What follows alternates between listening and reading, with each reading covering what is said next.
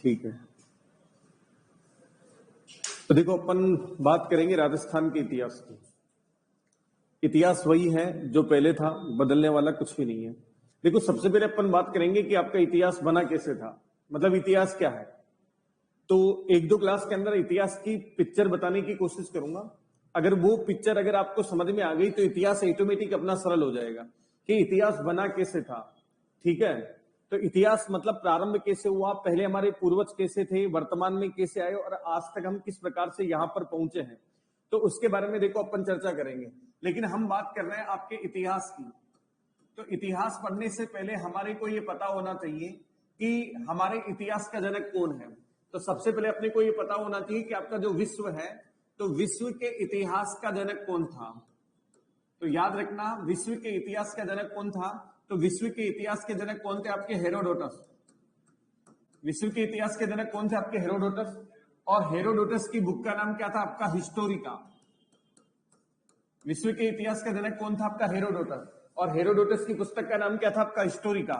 उसी प्रकार से अगर अपन बात करें कि भारत के इतिहास का जनक, तो याद रखना, भारत के इतिहास के जो जनक माने जाते हैं, वो जनक किसको माना जाता है? आपके वेदव्यास जी को माना जाता है। किसको माना जाता है? वेदव्यास जी। और जो वेदव्यास जी है, इनकी जो बुक है उनका नाम क्या है? महाभारत। उसी प्रकार से हमारे को पढ़ना है राजस्थान का इतिहास। तो याद रखना, राजस्थान के इतिहास का जो जनक है, वो राजस्थान के इतिहास के जनक किसको माना जाता है? तो याद रखना, राजस्थान के इतिहास का जनक माना जाता है आपके कर्नल जेम्स टॉड। राजस्थान के इतिहास का जनक किसको माना जाता है? कर्नल जेम्स टोड को माना जाता है। और कर्नल जेम्स टोड की जो पुस्तक है, इनकी जो बुक है, उसका नाम है the annals and antiquities of Rajasthan. Antiquities of Rajasthan. इसके अंदर वॉइस थोड़ी सी बाद में आ रही है, मतलब कमेंट्स के अंदर।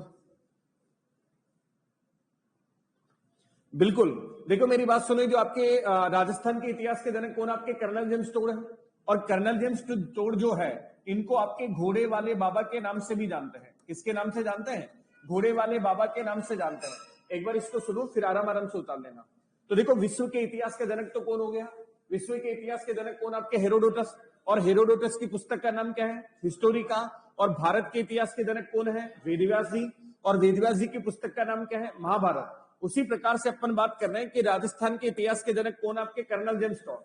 तो कर्नल जेम्स टोड, इनको आपके घोड़े वाले बाबा के नाम से भी जानते हैं। अब बात आती है कि कर्नल जेम्स टोड को घोड़े वाले बाबा के नाम से क्यों जानते हैं? क्योंकि जो हमारे कर्नल जेम्स टोड थे, उन्होंने कहते हैं कि आपके घोड़े के ऊपर सवार होकर पूरे राजस्थान के इतिहास का इन्होंने संकलन किया। इस कारण से कर्नल जेम्स टोड को क्या कहा जाता है? घोड़े वाले बाबा के नाम से भी जाना जाता है। एक बार उतारो इसको।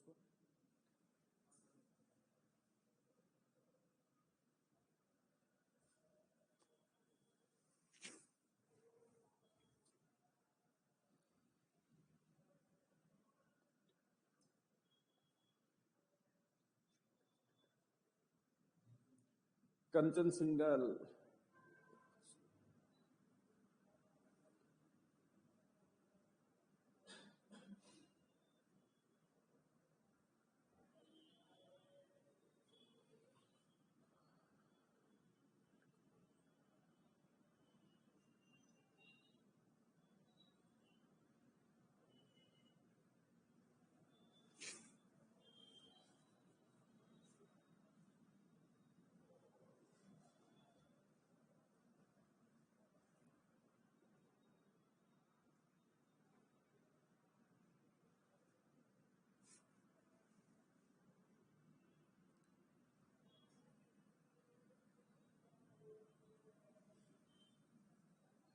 चला गया? Very good. देखो, हम आज राजस्थान के इतिहास को पढ़ना प्रारंभ करेंगे। इतिहास क्या था, इतिहास किस प्रकार से बना था, उसको मैं समझाने की आपको कोशिश करूंगा। फिर हम इतिहास के सिलेबस के ऊपर चलेंगे। देखो, अपन सबसे पहले बात कर रहे हैं आपके इतिहास। देखो, इस इतिहास को अपन ने 3 कालों के अंदर बांटा है। कितने कालों के अंदर बांटा है? इतिहास को अपन ने 3 कालों के अंदर बांटा है। और वो 3 काल आपके कौन कौन से हैं? एक तो देखो अपन बात कर रहे हैं आपके प्राचीन इतिहास का। इतिहास को 3 कालों के अंदर अपन ने बांटा। प्राचीन इतिहास काल, एक अपन बात कर रहे हैं आपके मध्यकालीन इतिहास, और एक अपन बात कर रहे हैं आपके आधुनिक इतिहास का। इतिहास को अपन ने कितने कालों के अंदर बांटा? 3 कालों के अंदर। देखो इतिहास तो एक ही है, लेकिन इतिहास इतना बड़ा है कि इतिहास को अपन एक साथ नहीं पढ़ सकते हैं। इस कारण से पढ़ने के आधार पर इतिहास को कितने कालों के अंदर बांटा? 3 कालों के अंदर बांटा। एक आपका प्राचीन इतिहास काल है, एक आपका मध्यकालीन इतिहास है, और एक आपका आधुनिक इतिहास काल है। तो बात आती है इस प्राचीन इतिहास काल के अंदर क्या हुआ। देखो इतिहास बना कैसे? इस प्राचीन इतिहास काल के अंदर हमारे जो पूर्वज थे, और हमारे पूर्वज कौन थे? हमारे पूर्वज कौन थे? आपके आदि मानव थे। हमारे पूर्वज कौन थे? आपके आदि मानव। तो प्राचीन इतिहास काल के अंदर अपन किसका अध्ययन करते हैं? प्राचीन इतिहास काल में हमारे पूर्वज कौन थे? आपके आदि मानव था। और आदि मानव न तो एक जगह रहना जानता था, न कृषि कार्य करना जानता था, न पशुपालन करना जानता था। वो बिल्कुल असभ्य एवं बर्बर था। लेकिन जब वही मानव एक जगह रहना सीख गया, कृषि कार्य करना सीख गया, पशुपालन करना सीख गया, इसका मतलब वो क्या हो गया? सभ्य हो गया। तो कहने का मतलब इस प्राचीन इतिहास काल में अपन किसका अध्ययन करते हैं? प्राचीन इतिहास काल में अपन आपकी सभ्यताओं का अध्ययन करते हैं। तो सभ्यताओं का अध्ययन हो गया, वैदिक काल का अध्ययन हो गया। तो ये सारा अध्ययन अपन किसके अंदर करते हैं? प्राचीन इतिहास काल में। मैं इतिहास अभी आपको पढ़ाना प्रारंभ नहीं कर रहा हूं, मैं इतिहास को समझाने की कोशिश कर रहा हूं, फिर अपन अपने सिलेबस के ऊपर फोकस करेंगे। इतिहास तो एक ही है, लेकिन पढ़ने के आधार पर इतिहास को कितने कालों के अंदर बांटा? 3 काल में।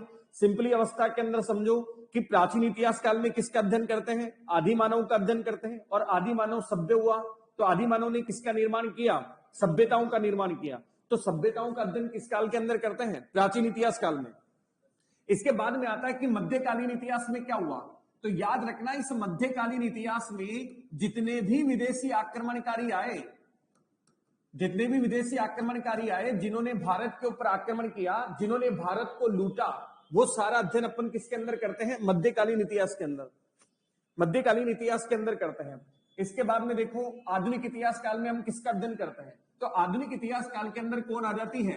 ईस्ट इंडिया कंपनी वाले आ जाते हैं, अर्थात अंग्रेज आ जाते हैं। और अंग्रेज आने का परिणाम क्या हुआ कि इन अंग्रेजों ने अपने नियम और कानून लागू किए। और जब इन्होंने अपने नियम और कानून लागू किए तो इसका परिणाम क्या हुआ? इसका परिणाम हुआ 1857 की क्रांति।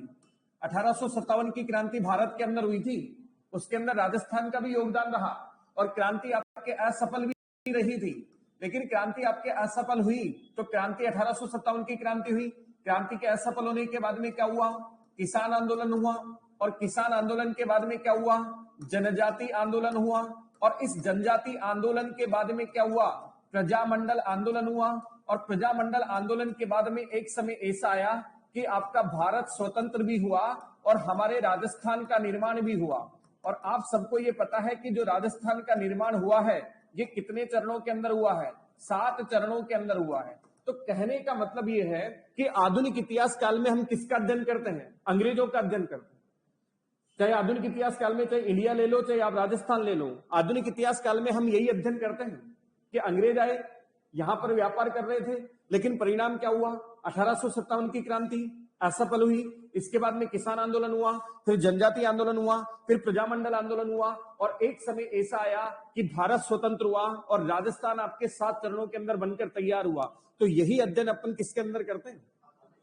और यही आधुनिक इतिहास काल का सिलेबस है। अगर कोई भी आपके राजस्थान का सिलेबस बनवाएगा तो उसके अंदर ये बातें आपके जरूर रखेगा, क्योंकि आधुनिक इतिहास काल में अपन अध्ययन करते ही हैं। अब सिलेबस बनाने वाला आपका कैसे सिलेबस बनाता है कि प्राचीन इतिहास काल में कुछ सभ्यताएं रख देता है, मध्यकालीन इतिहास में रियासतें रख देता है कि राजस्थान में कौन कौन सी रियासतें आपको पढ़नी है, और आधुनिक इतिहास काल तो ये का यही रहेगा। मैं अभी पढ़ा नहीं रहा हूं, समझाने की कोशिश कर रहा हूं इतिहास में हुआ क्या था। तो इतिहास को कितने कालों के अंदर बांटा? 3 काल में। प्राचीन इतिहास काल, मध्यकालीन इतिहास और आधुनिक इतिहास काल। तो अपने दिमाग में थोड़ी सी पिक्चर ये बन रही होगी कि हाँ इसके अंदर हुआ क्या था। पिक्चर तो अभी अपन पूरी समझेंगे आगे। अब बात आती है,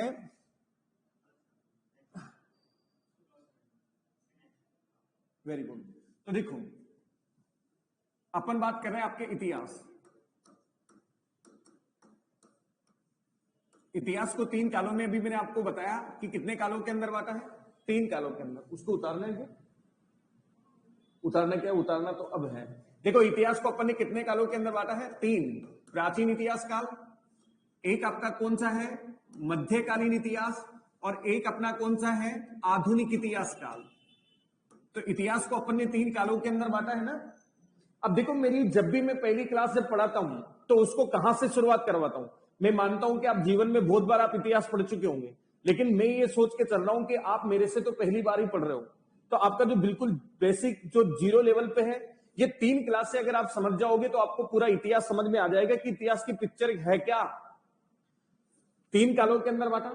यहां पर कौन था, आदि मानव था। मध्यकालीन इतिहास में विदेशी आक्रमण हुए। आधुनिक इतिहास काल में कंपनी वाले आ गए, परिणाम हुआ क्रांति, किसान आंदोलन।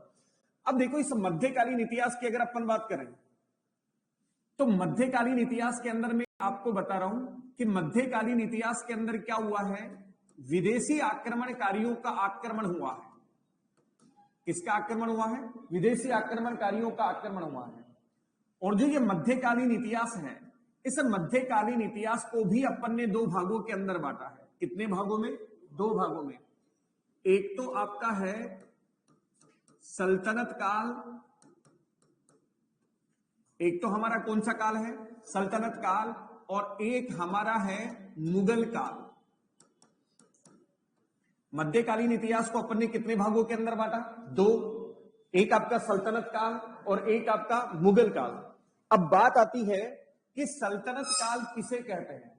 तो याद रखना, जिस काल के शासकों को सुल्तान कहा गया, जिस काल के शासकों को सुल्तान कहा गया उसको अपन ने क्या नाम दिया है, सल्तनत काल नाम दिया है। और जिस काल के शासकों को बादशाह कहा गया है उसको अपन ने क्या नाम दिया है, मुगल काल नाम दिया है।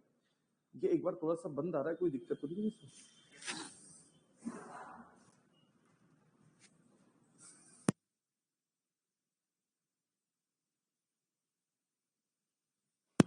अच्छा, तो देखो मध्यकालीन इतिहास में विदेशी आक्रमणकारियों का आक्रमण हुआ। इधर आपके 2 भागों के अंदर बांटा, एक तो सल्तनत काल और एक आपका मुगल काल। याद रखना क्वेश्चन आया हुआ है, सल्तनत काल किसे कहते हैं, तो जिस काल के शासकों को सुल्तान कहा गया उसको अपन ने क्या नाम दिया, सल्तनत काल। और जिस काल के शासकों को बादशाह कहा गया उसको अपन ने क्या नाम दिया, मुगल काल नाम दिया है। तो याद रखना सल्तनत काल की जो शुरुआत मानी जाती है वो कहां से मानी जाती है, गुलाम वंश से मानी जाती है। कहां से मानी जाती है, गुलाम वंश। सल्तनत काल की शुरुआत कहां से मानी जाती है, गुलाम वंश। और गुलाम के बाद में कौन सा वंश आता है, तो याद रखना गुलाम के बाद में कौन सा वंश आता है, आपका खिलजी वंश। और खिलजी वंश के बाद में कौन सा वंश आता है, तो याद रखना तुगलक वंश आता है। कौन सा वंश आता है, तुगलक वंश। और तुगलक वंश को पराजित करके कौन सा वंश आता है, सैयद वंश आता है। और इस सैयद वंश को पराजित करके कौन सा वंश आता है, लोधी वंश आता है। तो याद रखना मैं आपको ये क्यों बता रहा हूं, अभी जस्ट अपन राजस्थान का इतिहास पढ़ने वाला है, और जब हम राजस्थान का इतिहास पढ़ेंगे तो ये जितने भी जो शासक थे इन्होंने हमारे भारत के अंदर आपके दिल्ली को अपना केंद्र बनाया, और दिल्ली के जस्ट पास में क्या है, राजस्थान है। तो यहां वाले शासक कहां पर आक्रमण करेंगे, राजस्थान पर आक्रमण करेंगे। तो राजस्थान पर आक्रमण करेंगे कौन, ये वाले आक्रमण करेंगे। तो इस कारण से इनका क्रम अपने को पता होना चाहिए कि हमारे भारत के ऊपर विदेशी आक्रमणकारी कौन कौन आए थे। तो मध्यकालीन इतिहास में सारे विदेशी आक्रमणकारी थे। अब वो विदेशी आक्रमणकारी कौन कौन थे वो हमारे सामने है। तो मध्यकालीन इतिहास को कितने भागों के अंदर बांटा, बोलो ना, 2 भागों के अंदर। एक आपका सल्तनत काल और एक आपका मुगल काल। तो बताइए सल्तनत काल किसे कहते हैं, जिस काल के शासकों को सुल्तान कहा गया, सल्तनत काल। जिस काल के शासकों को बादशाह कहा गया उसको अपन क्या बोलते हैं, मुगल काल। सल्तनत काल की शुरुआत कहां से मानी जाती है, गुलाम वंश से मानी जाती है। और गुलाम के बाद में कौन सा वंश आया, खिलजी। और खिलजी के बाद तुगलक, तुगलक के बाद सैयद के बाद। अब याद रखना यहां पर आपका जो लोधी वंश है, इस लोधी वंश में एक शासक था जिसका नाम था आपका इब्राहिम लोधी। क्या नाम था, याद रखना मैं इतिहास के अंदर आपको पढ़ाऊंगा इसको। तो इब्राहिम लोधी के समय भारत के ऊपर आक्रमण हुआ बाबर का। किसका आक्रमण हुआ, बाबर का आक्रमण हुआ। और इन दोनों के बीच में एक युद्ध हुआ 21 अप्रैल 1526 के अंदर इन दोनों के बीच में पानीपत का युद्ध हुआ। कौन सा युद्ध हुआ? पानीपत का युद्ध हुआ। और इस युद्ध के अंदर कौन जीत जाता है? इस युद्ध के अंदर आपके बाबर जीत जाता है। और जैसे बाबर जीतता है, बाबर ने दिल्ली पर अपना अधिकार कर लिया। और अधिकार ही नहीं किया, बाबर ने आपके मुगल वंश की स्थापना कर दी आपके दिल्ली के अंदर। तो दिल्ली में मुगल वंश का संस्थापक कौन? बाबर। और याद रखना, इस मुगल वंश ने ही भारत में सबसे अधिक समय तक शासन किया था।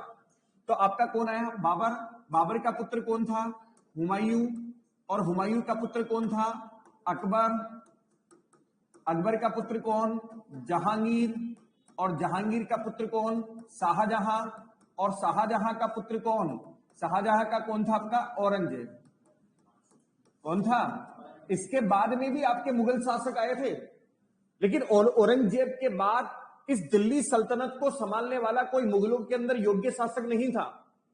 तो मध्यकालीन इतिहास में विदेशी आक्रमणकारी आए। और विदेशी आक्रमणकारी कौन कौन थे, ये हमारे सामने है। तो मध्यकालीन इतिहास को दो भागों के अंदर बांटा। मैं अगर आपसे पूछूं कि दिल्ली सल्तनत की शुरुआत कहां से मानी जाती है, तो आंसर क्या आएगा? गुलाम वंश। अब मैं मान लो राजस्थान की कोई सी भी रियासत अगर आपको पढ़ाऊंगा, जैसे मैंने आपको मेवाड़ पढ़ाया, और मेवाड़ में एक नाम सुना होगा आपने, रानी पद्मनी का। रानी पद्मनी का नाम सुना है। और रानी पद्मनी के पति का नाम क्या था? रतन सिंह। अब रतन सिंह पर आक्रमण होगा, दिल्ली से ही तो आक्रमण होगा। तो दिल्ली में कौन सा वंश था? खिलजी वंश। कौन सा वंश था? तो ये सारे वंशों ने ही कहां पर आक्रमण किया? राजस्थान में। तो याद रखना, इतिहास पढ़ाने वाला आपको कहीं से पढ़ाए, पहले ये क्रम आपके दिमाग के अंदर फिट होना चाहिए। मैं इतिहास पढ़ाना प्रारंभ नहीं कर रहा हूं अभी, आपको इतिहास को समझाने की कोशिश कर रहा हूं। तो मध्यकालीन इतिहास में विदेशी आक्रमणकारियों का आक्रमण हुआ है, लेकिन आपको यह पता होना चाहिए कि भारत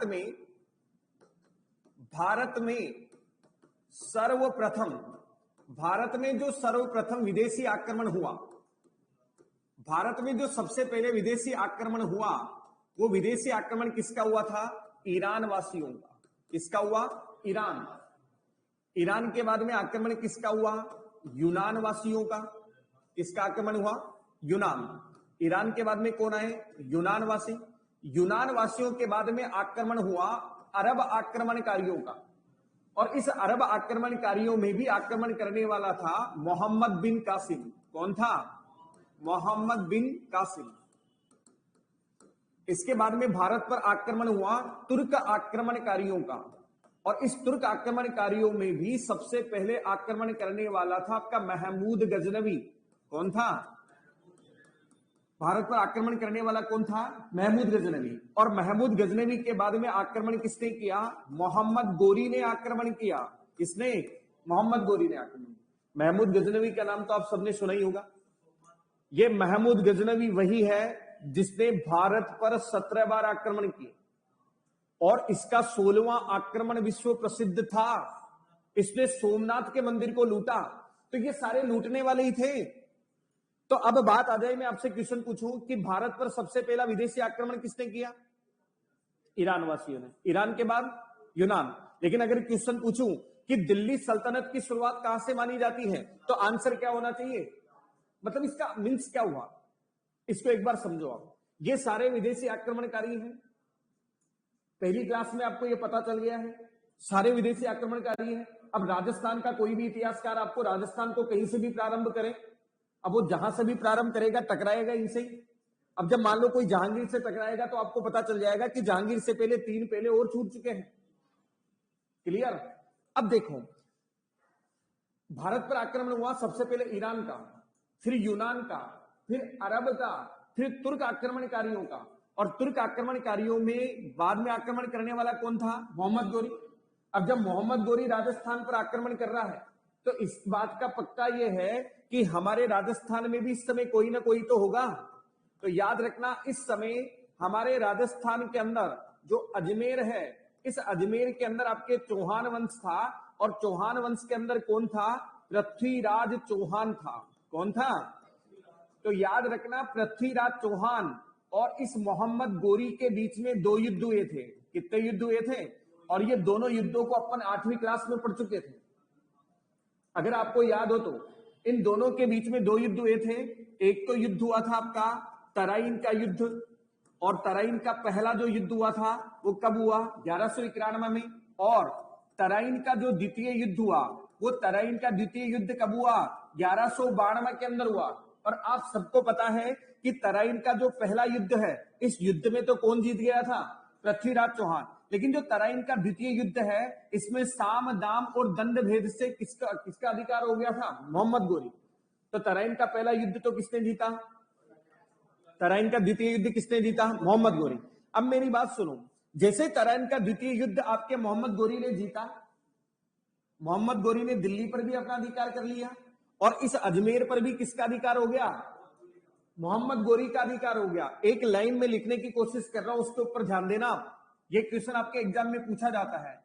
तराइन का जो द्वितीय युद्ध है, तराइन का जो द्वितीय युद्ध है, यह युद्ध पूरे भारतीय इतिहास के लिए, पूरे भारत के इतिहास के लिए एक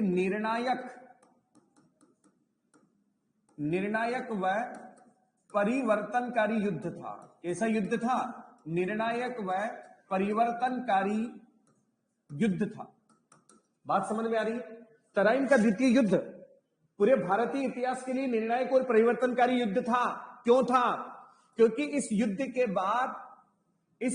बाद भारत में स्थायी रूप से मुस्लिम धर्म की स्थापना हुई। कौन से धर्म की स्थापना हुई? मुस्लिम धर्म की स्थापना हुई। तो कौन से युद्ध के बाद भारत में स्थायी रूप से मुस्लिम धर्म की स्थापना हुई? तराइन के द्वितीय युद्ध के बाद। और भारत में मुस्लिम धर्म का संस्थापक भी कौन बना? मोहम्मद गोरी बना।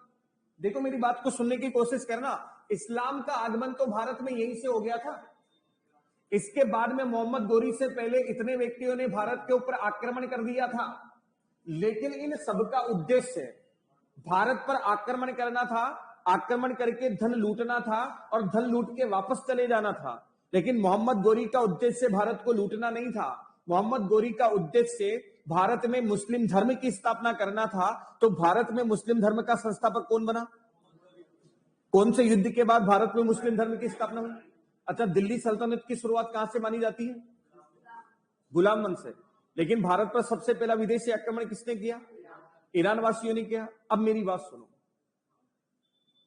तराइन के द्वितीय युद्ध के बाद मोहम्मद गोरी ने दिल्ली और अजमेर पर अपना अधिकार कर लिया, लेकिन मोहम्मद गोरी के कोई संतान नहीं थी। जब मोहम्मद गोरी के कोई संतान नहीं थी, तो मोहम्मद गोरी को पूछा जाता था कि आपकी मृत्यु के बाद हिंदुस्तान का शासक कौन होगा? तो मोहम्मद गोरी एक ही बात बोलता था कि मेरे पास इतने गुलाम हैं, कोई भी एक गुलाम हिंदुस्तान के बादशाह को संभाल लेगा। तो मोहम्मद गोरी के पास में एक गुलाम था, और उस गुलाम का नाम क्या था? उस गुलाम का नाम था आपका कुतुबुद्दीन ऐबक। क्या नाम था? कुतुबुद्दीन ऐबक। तो जब मोहम्मद गोरी यहां से जा रहा था, तो उसने जाते जाते दिल्ली और अजमेर का भार अपने गुलाम किसको सौंप के चला गया? कुतुबुद्दीन ऐबक को सौंप के चला गया। और ये कुतुबुद्दीन ऐबक मोहम्मद गोरी का गुलाम था, और इसी गुलाम से कौन सा वंश बन गया? गुलाम वंश। और इस कुतुबुद्दीन ऐबक ने अपनी पीढ़ियों को यहां पर स्थापित किया, और कालांतर में इसकी पीढ़ी को पराजित किसने किया? खिलजी ने। तो दिल्ली पर स्थायी रूप से अधिकार करने वाला कौन था? दिल्ली पर स्थायी रूप से शासन करने वाला वंश कौन सा था? पहला, गुलाम वंश। इस कारण से मैं बोल रहा हूं कि दिल्ली सल्तनत की शुरुआत कहां से मानी जाती है? गुलाम वंश से मानी जाती है। अगर मोहम्मद गोरी यहां पर रहता, मोहम्मद गोरी के संतान होती, तो दिल्ली सल्तनत की शुरुआत अपन कहां से मान लेते? मोहम्मद गोरी से। लेकिन मोहम्मद गोरी की संतान थी नहीं। इस कारण से आपके दिल्ली सल्तनत की शुरुआत कहां से मानी जाती है? गुलाम वंश से मानी जाती है। बात समझ में आ रही है? इतिहास को कितने कालों में बांटा? 3। प्राचीन इतिहास काल, आदि मानव था, सभ्यताओं का अध्ययन करेंगे। मध्यकालीन इतिहास में जितने भी विदेशी आक्रमणकारी आते हैं, उनका अध्ययन करते हैं। अगर हम इनका पर्टिकुलर अध्ययन करते हैं ना, तो ये इंडियन हिस्ट्री बन जाती है। लेकिन हमारे को इनका अध्ययन नहीं करना है। हमारे को राजस्थान के इतिहास को इनसे टच करवाना है कि राजस्थान के कौन कौन से राजा ऐसे हैं जिन्होंने इनसे युद्ध किया होगा, किन्हीं ने इनसे संधियां की होगी, किन्हीं ने अपनी पुत्रियों का विवाह किया होगा। तो अपने को वो मिक्स इनके साथ में करना है। बात समझ में? तो उतारो या उतारते हो ना? उतारो।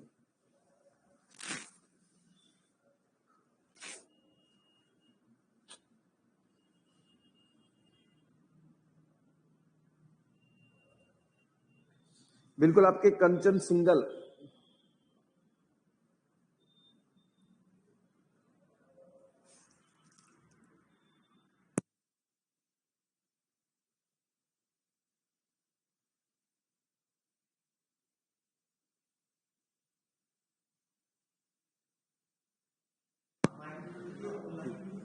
अच्छा अच्छा, कंचन सिंगल बिल्कुल आप सही बोल रहे हो। आफ्टर हुमायूं शेरशाह बिल्कुल आया था।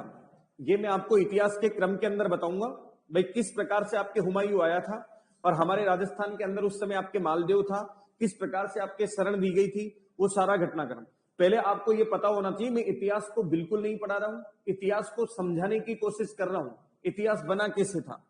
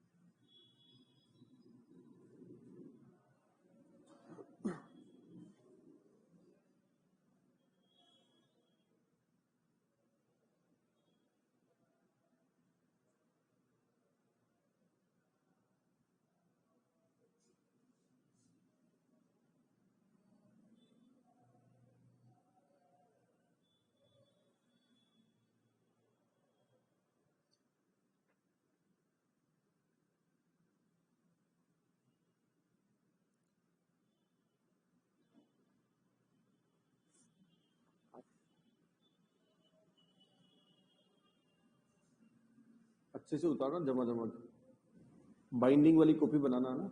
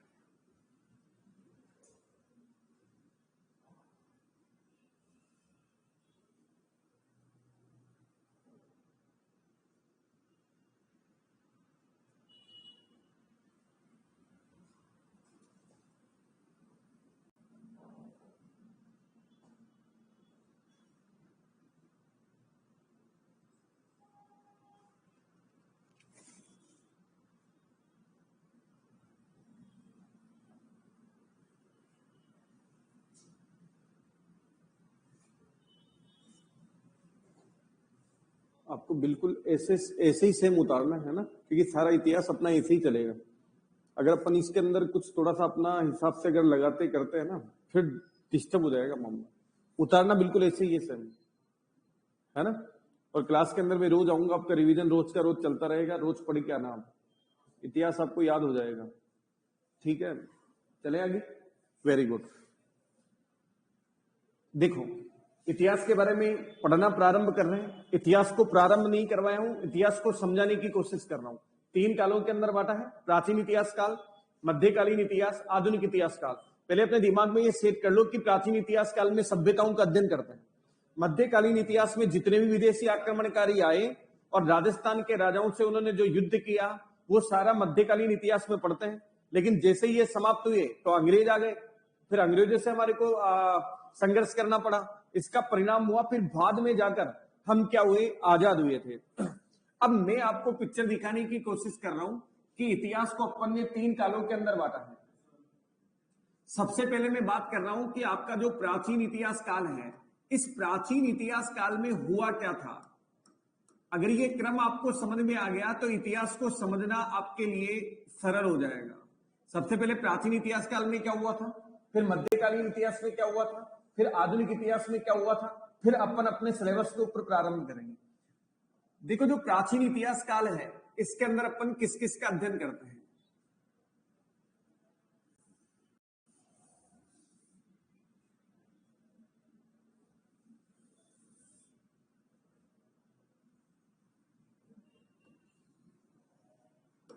इस प्राचीन इतिहास काल के अंदर एक तो अपन वैदिक काल का अध्ययन करते हैं, और इसी प्राचीन इतिहास काल के अंदर धीरे धीरे धीरे राजवंश स्थापित होना प्रारंभ हो जाते हैं। क्या हो जाते हैं, राजवंश स्थापित होना प्रारंभ हो जाते हैं। और याद रखना, जो प्राचीन इतिहास काल है, इस प्राचीन इतिहास काल को 3 भागों के अंदर बांटा गया है। कितने भागों के अंदर, प्राचीन इतिहास काल को 3 भागों के अंदर बांटा गया है। एक प्राग ऐतिहासिक काल, प्राग ऐतिहासिक काल, दूसरा आद्य ऐतिहासिक काल,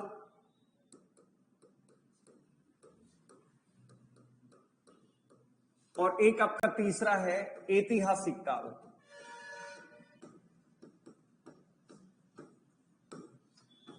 प्राचीन इतिहास काल को अपन ने कितने भागों के अंदर बांटा है, प्राचीन इतिहास काल को अपन ने कितने भागों के अंदर बांटा, 3 भागों के अंदर। एक प्राग ऐतिहासिक काल, आद्य ऐतिहासिक काल, और एक आपका ऐतिहासिक काल।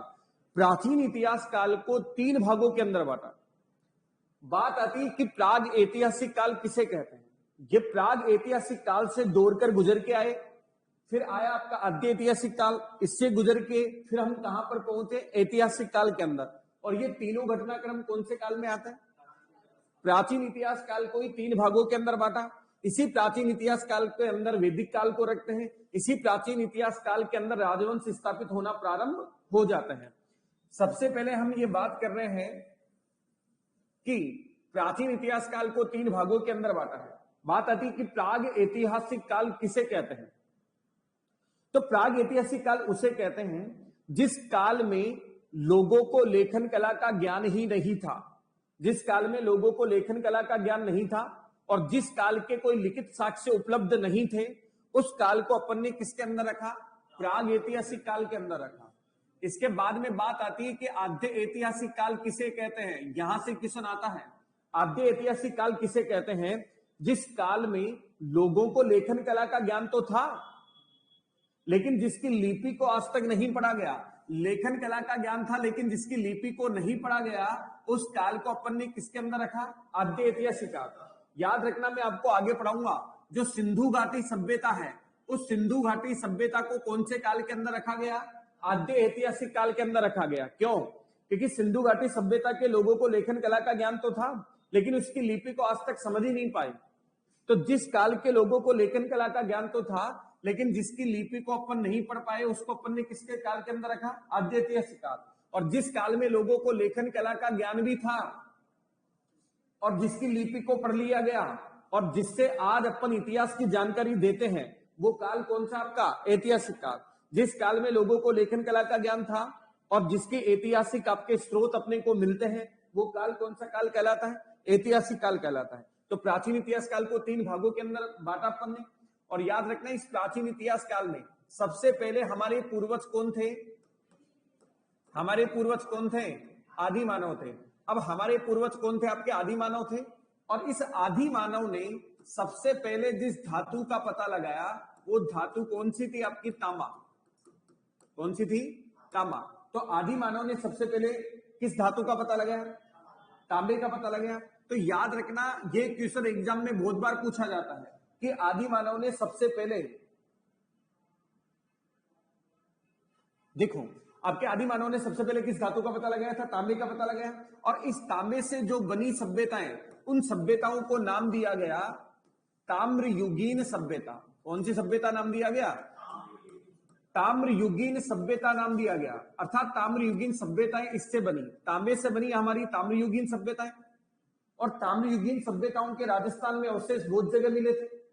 जैसे अपन बात कर रहे हैं गणेश्वर सभ्यता, तो गणेश्वर सभ्यता हमारी कहां है? नीम का थाना सीकर में है। उसी प्रकार से हम बात करते हैं आहड़, तो आहड़ सभ्यता आपकी कहां है? उदयपुर के अंदर है। उसी प्रकार से बालाथल और बागोर सभ्यता, बागोर सभ्यता आपकी कहां है? उदयपुर के अंदर है। तो आदि मानव ने सबसे पहले किस धातु का पता लगाया? तांबे से कौन सी सभ्यता बनी? ताम्रयुगीन सभ्यताएं बनी। तो ये सारी सभ्यता कौन सी युग में आ रही है? ताम्र युग में आ रही है। एक क्वेश्चन तो यही आ जाता है कि यह सभ्यता कौन से युग में आती है। इसके बाद में आदि मानव ने तांबे के बाद में किस धातु का पता लगाया? तो याद रखना इसके बाद में किसका पता लगाया? कांस्य का पता लगाया। और इस कांस्य से बनी सभ्यता कौन सी? कांस्य युगीन सभ्यता। कौन सी सभ्यता बनी? तो कांस्य युगीन सभ्यता के राजस्थान में जो एकमात्र अवशेष हमारे को राजस्थान में मिले हैं वो कहां पर मिला है? कालीबंगा सभ्यता के अंदर मिला है। और कालीबंगा सभ्यता कहां है? कालीबंगा सभ्यता राजस्थान में कहां है? हनुमानगढ़ के अंदर है। तो ये कालीबंगा सभ्यता कौन से युग में आएगी?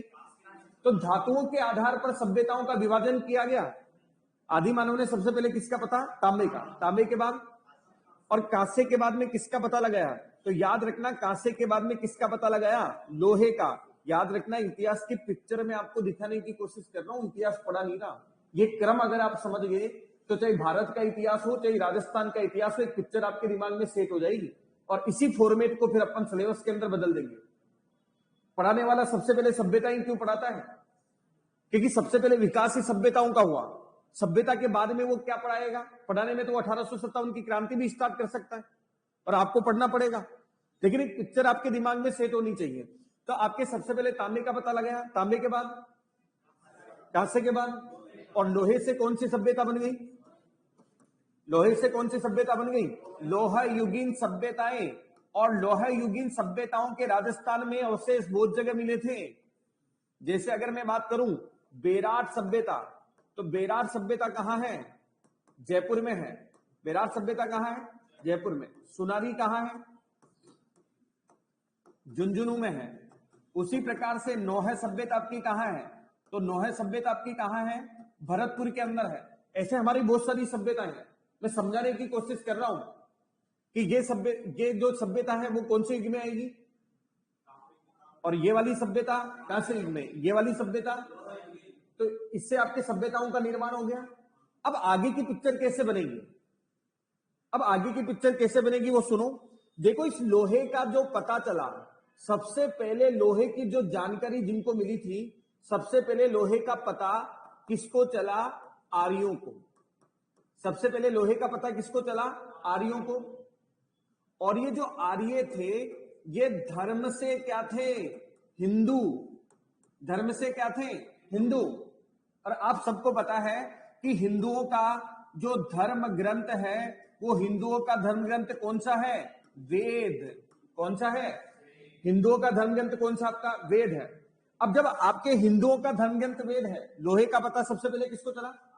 आर्य धर्म से क्या थे? और हिंदुओं का धर्म ग्रंथ क्या था?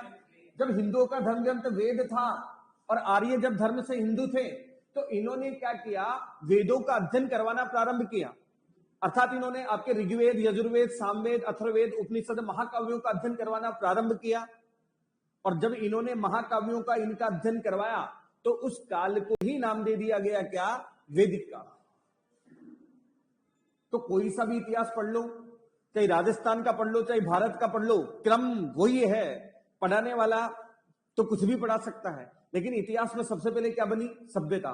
सभ्यता के बाद में कौन सा काल आया? वैदिक काल। और वैदिक काल के बाद में फिर कौन कौन सा आया, फिर मैं यहां पर बताऊंगा। फिर आगे चलने के बाद भारत में राजवंशों की स्थापना प्रारंभ हो जाती है। भारत का सबसे पहला राजवंश कौन सा था? भारत का सबसे पहला राजवंश कौन सा था? आपका मौर्य। और मौर्य के बाद में फिर कौन आए थे? आपके गुप्त। एक बार इसको सुन लो। तो यहां पर आपका कौन सा काल बना? आपका वैदिक काल। अब देखो, वैदिक काल को भी दो भागों के अंदर बांटा गया। एक तो ऋग्वैदिक काल। कौन सा काल? एक आपका ऋग्वैदिक काल और एक आपका उत्तर वैदिक काल। ऋग्वैदिक काल और एक आपका उत्तर वैदिक काल। अब देखो, ऋग्वैदिक काल में क्या हुआ? वही ब्राह्मण वंश का उदय हुआ और उन्होंने आपके कर्मकांड व ज्ञानकांड के ऊपर बल दिया गया। कर्मकांड और ज्ञानकांड के ऊपर बल कौन से काल में दिया गया? ऋग्वैदिक काल। लेकिन याद रखना, उत्तर वैदिक काल में जस्ट इनके अपोजिट नास्तिक धर्म को मानने वाले आए। जस्ट इनके अपोजिट कौन आए? नास्तिक धर्म को मानने वाले आए। और नास्तिक धर्म को मानने वाले कौन थे? आपके बौद्ध धर्म। एक आपके कौन थे? आपके बौद्ध। और एक आपके कौन थे? जैन धर्म। तो यहां पर आने के बाद में क्या हुआ? देखो, इस ऋग्वैदिक काल के अंदर क्या हुआ? मतलब वेदों का अध्ययन करवाया गया, कर्मकांडों का अध्ययन करवाया गया। और इन वाले व्यक्तियों ने कहा कि अगर तुम कर्मकांड ज्ञानकांड करवाओगे ना, तभी आपको ईश्वर की प्राप्ति होगी। तो इस जगह पर आते आते आपके बाह्य आडंबर प्रारंभ हो गए। और इन बाह्य आडंबर की परंपरा को तोड़ने के लिए दो धर्मों का उदय हुआ। एक तो बौद्ध धर्म और जैन धर्म। इन बौद्धों और जैनों ने इस कर्मकांड और ज्ञानकांड की प्रथा को समाप्त किया और इन्होंने कहा कि जो पंचरत्न और त्रिरत्न का पालन करेंगे उसका ही पुनर्जन्म होगा। अर्थात बौद्धों और जैनों के द्वारा क्या हुआ? बौद्धों व जैनों द्वारा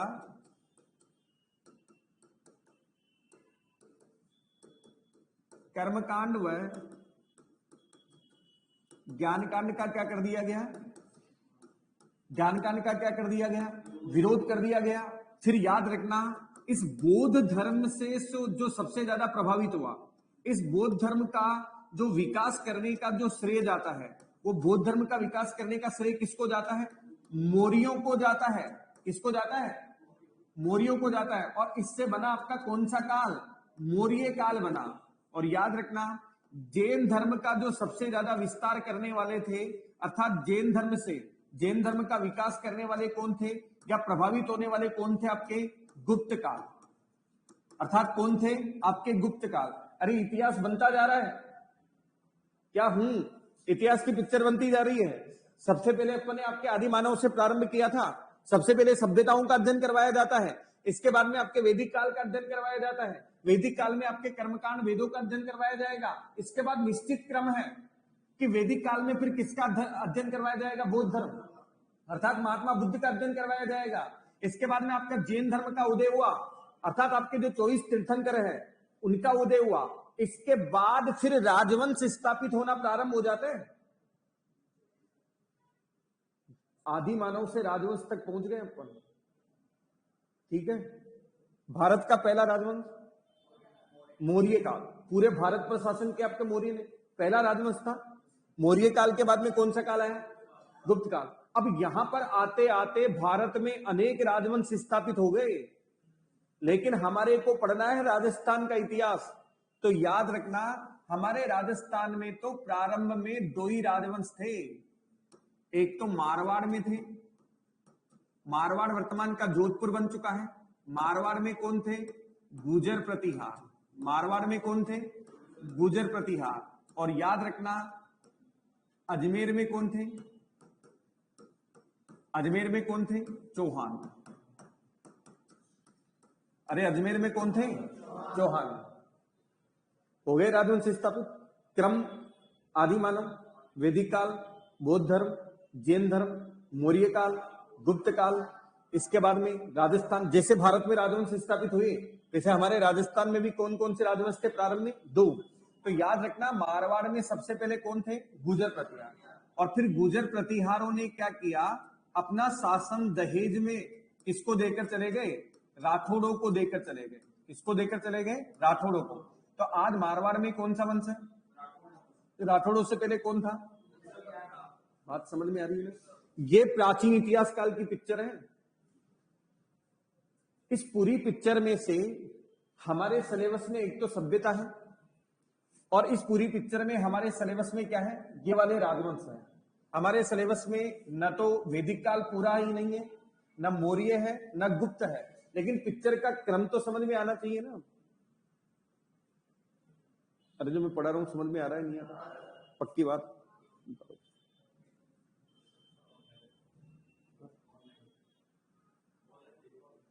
कोई कमेंट ही नहीं। जी सर, केवल एक आपकी कंचल सिंगन ने नो सर, तो बहुत बहुत धन्यवाद, आपको समझ में आ रहा है।